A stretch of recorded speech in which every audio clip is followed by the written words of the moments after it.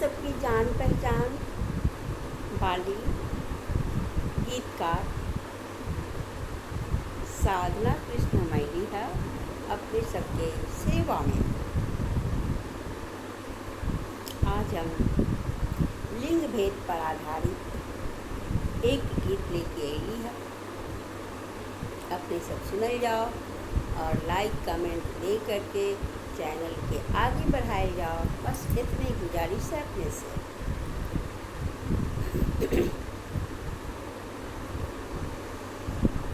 जेही कुख से बेटा जन्मल ओही कुख से बेटिया दूरंगी नीतिया काहे कैला हो बाबूजी दूरंगी नीतिया काहे कैला हो बाबूजी दूरंगी नीतिया बेटा के जन्म पर सोहरा बधैया बेटी के जन्म पर काहे मना तो हर भारी बेटी के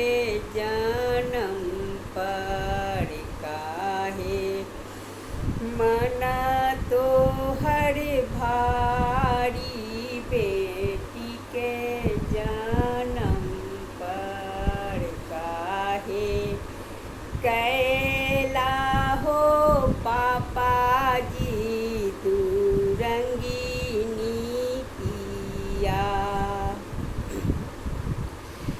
बेटा के खिलावे लागी लैला मोटर गरिया बेटी के बेरिया काहे सुपली माउनिया बेटी के बेरिया काहे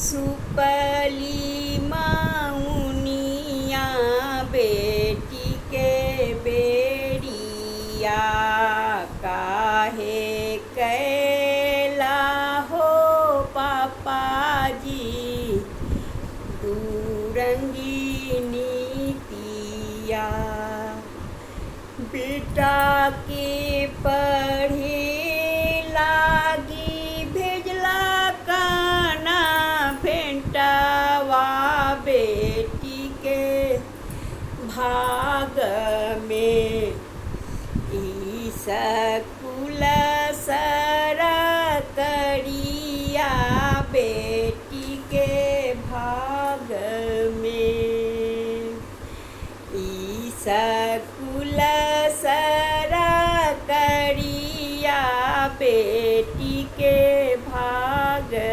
में काहे कैला हो पापा जी दूरंगी नीतिया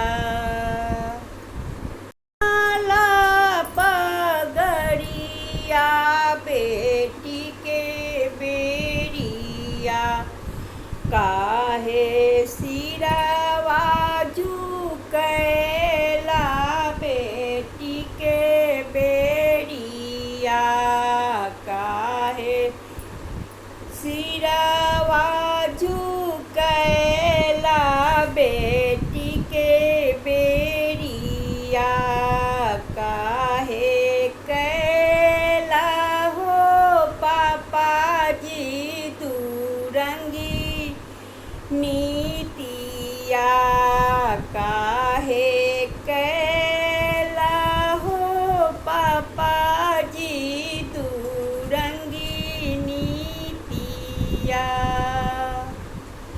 धन्यवाद। अपने सबके गीत कैसा लागल सुन के जरूर बताइएगा। कभी कभी लाइक कमेंट कर देवे के चाहिए की जाइए। अपने सबके कुछ तो ना जाइए, कोई खर्च तो ना लगैया।